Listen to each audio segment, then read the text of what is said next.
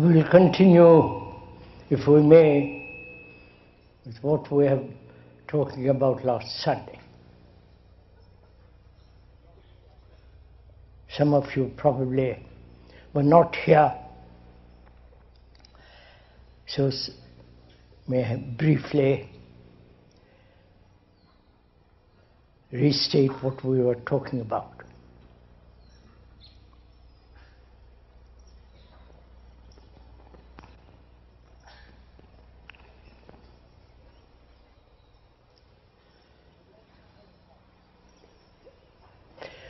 One would like to point out, if one may, that this is not an entertainment. Most people are used to be entertained, sustained by somebody else's words, actions, and so on. This is not a lecture, as is commonly understood.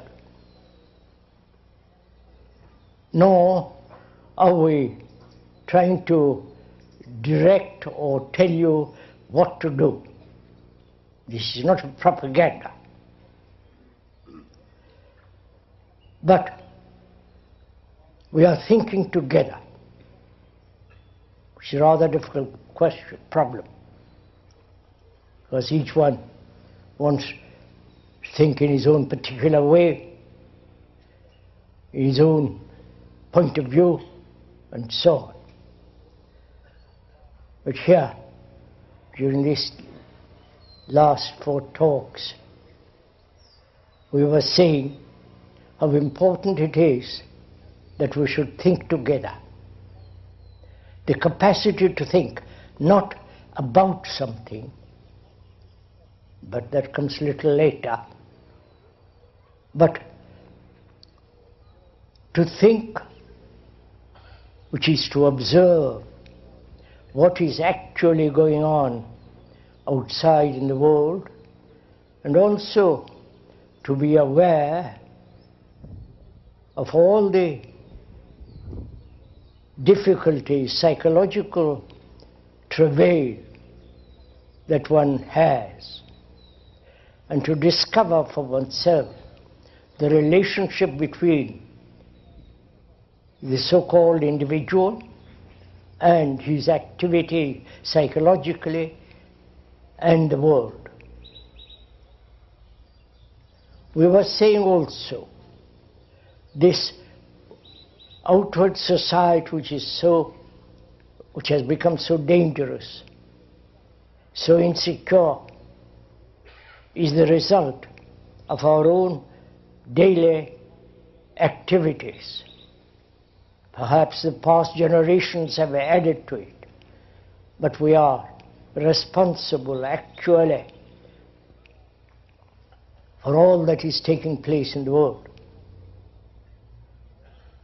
And also we pointed out that our consciousness, that is, the consciousness of each so-called individual, what he thinks, what he believes, his feelings, his despairs, his loneliness, his fears, his pleasures, his enjoyments, his peculiar form of worship,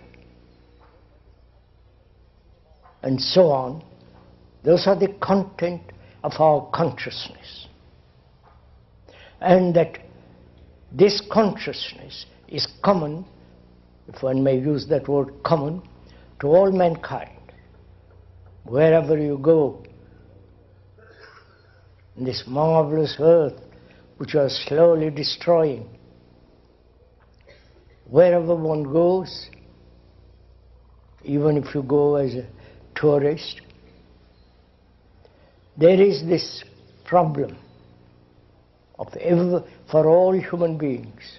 They suffer, they go through great agonies. The fear of loneliness, not being able to stand alone, their form of worship,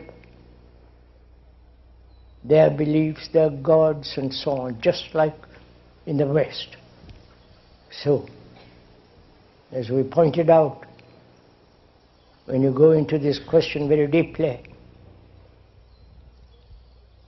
this consciousness, which each one of us thinks that it is ours, our special property, is the common property of mankind. So, consciously, deeply, we are not individuals. Though all religions, all society, all families and so on have maintained that we are separate individuals with our own peculiar tendencies, capacities, outward forms, name and so on. We are the rest of mankind. Therefore we are mankind. We are the world and the world is us. This is not a peculiar exotic theory, something as an ideal, but an actual psychological fact. Whether you like it or not, this is a fact. Because you suffer, and the Asiatics also suffer. You have your many problems, and so have they. You are a nationalist, and so are they. You want security, permanency, endurance, continuity, so do they. So, the illusion that we are, in our consciousness, separate individuals, is not a fact. And when one realizes that, not as an idea, not an idealistic concept, something that we have to strive after, but rather that this is the ground on which all human beings throughout the world stand. And also we were pointing out that in our relationship with each other, intimate or otherwise, man and woman, there is a great deal of strife, great deal of misunderstanding, contradiction, each one psychologically going his own way, pursuing his own ambition or her fulfillment, and so on, like two parallel lines never meeting, perhaps sexually. And also we are pointing out the nature of fear, the various forms of fear, and whether human beings who have carried this terrible burden of